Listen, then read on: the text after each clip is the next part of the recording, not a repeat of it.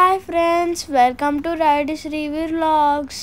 మా mummy daddy 10th marriage anniversary video last వరకు చూడండి.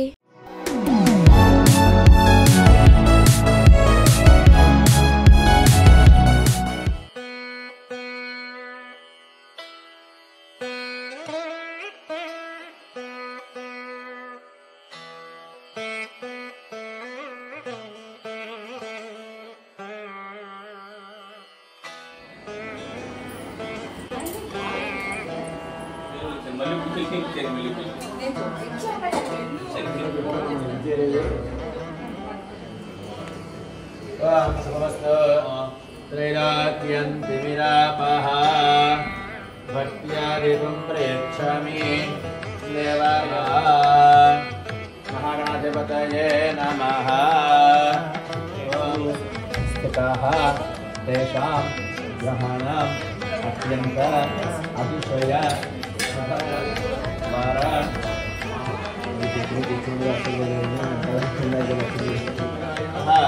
मंगलाकाराय नमः.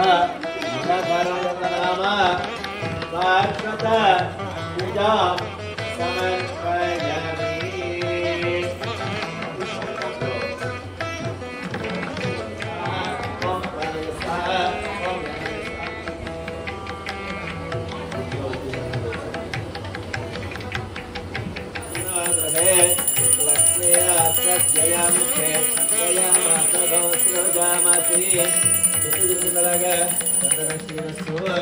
समस्तमंगलानि भवन्तु. नित्यश्रीरस्तु नित्यमंगलानि भवन्तु. विराजनं प्रदर्शयामि. विराजनानन्तरं तत्राचमनीयो समर्पयामि.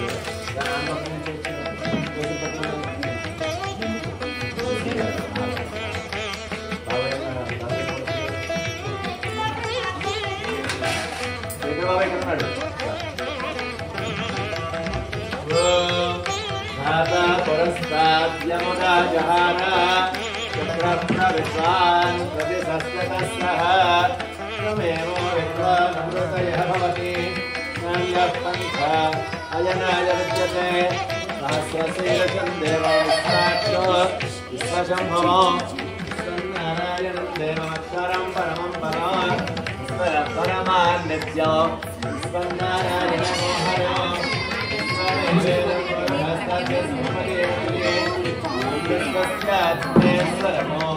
शाश्वतगो समक्षेस्तमनाददातु. वेदाय वैष्णवनाय महाराजाय नमः. ॐ तत्ब्रह्मा ॐ तत्सर्वो ॐ तत्पुरो नमः. तत्सर्वभूते गुहायां विष्णुः.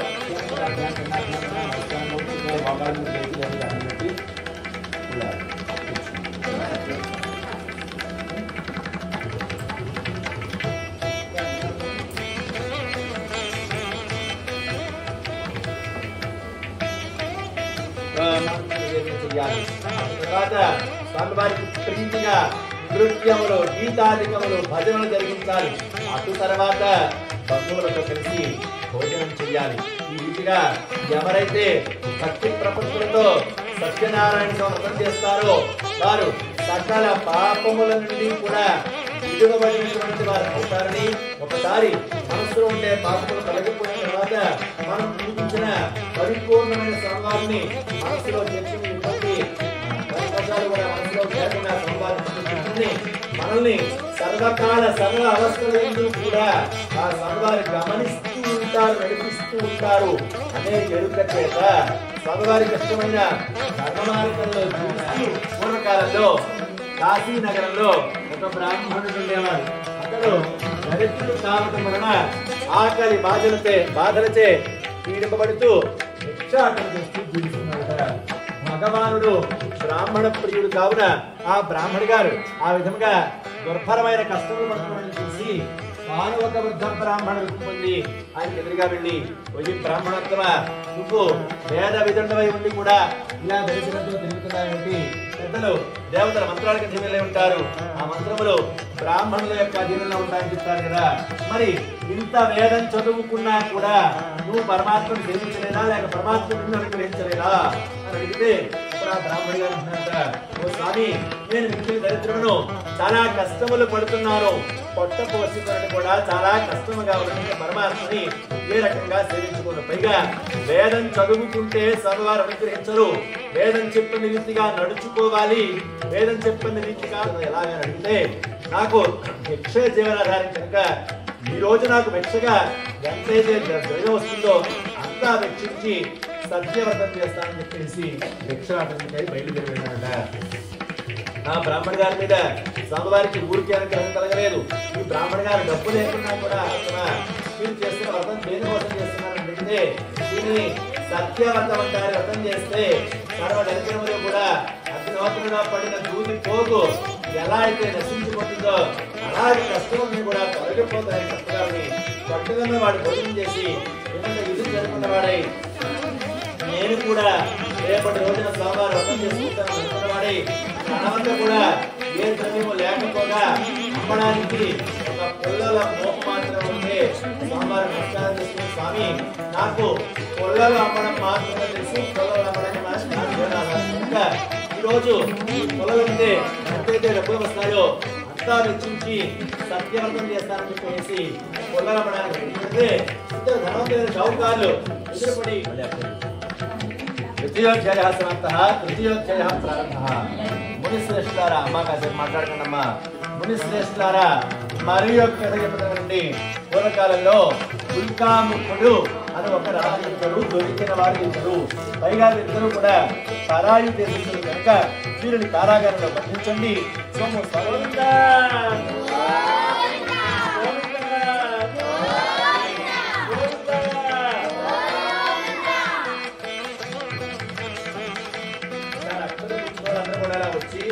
చేతులు ఎడచేతులు వేసుకుని సగం చేతులు దేవుడు వేసుకొని కళాకట్టులు తలకు వేసుకుని దండం పెట్టుకోవాలి. కూర్చో, చేతులు వేసుకో, సగం దేవుడి పోయి అలా నుంచే అంతే. సగం కళకట్టు తలకు వేసేసుకో. మా అందరూ చాలా దండం పెట్టుకున్నారాగా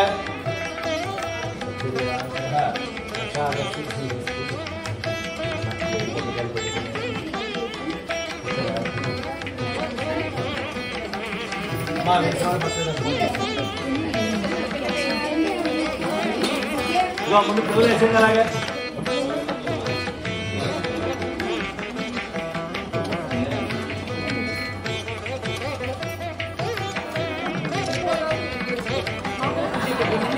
డబ్బులు అవుతాయి.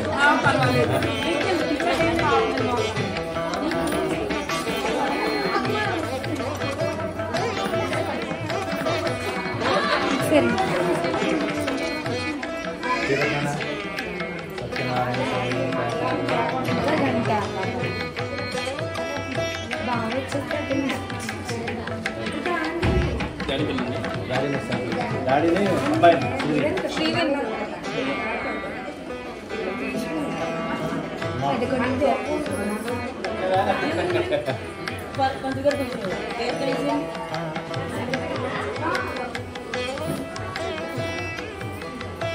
సారీ వచ్చింది ఇంటికి.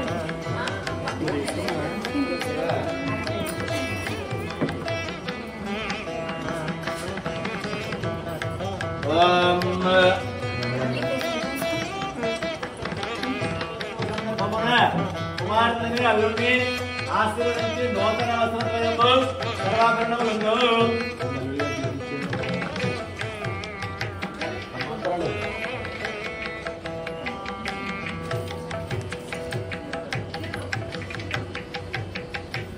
అదేండి అమ్మాయి చదివించేది అలాగే.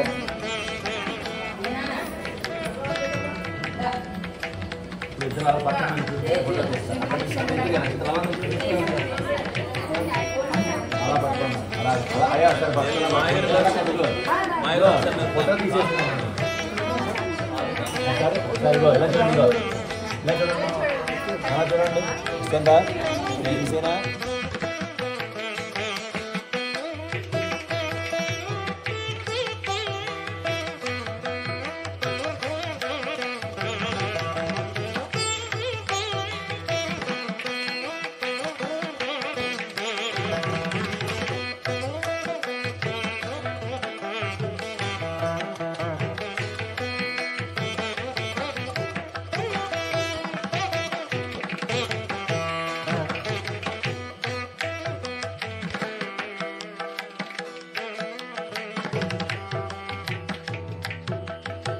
మంగళం కోసలేంద్రాయ మంగళం కోసలేంద్రాయ మహనీయ గుణాత్మనే చక్రవర్తి తనూజాయ సార్వభౌమాయ మంగళం మంగళం కోసలేంద్రాయ మహనీయ గుణాత్మనే చక్రవర్తి తనూజాయ సార్వభౌమాయ మంగళం కళగతిన్నరాగా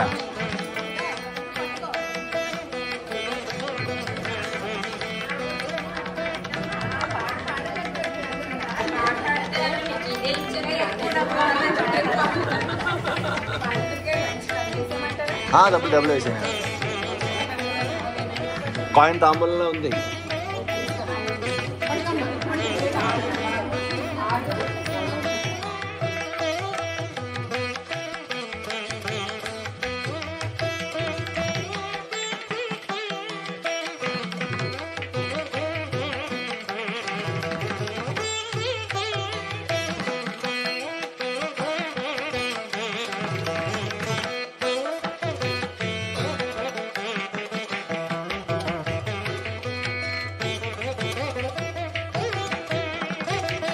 మరిన్ని వీడియోస్ కోసం ప్లీజ్ లైక్ షేర్ సబ్స్క్రైబ్.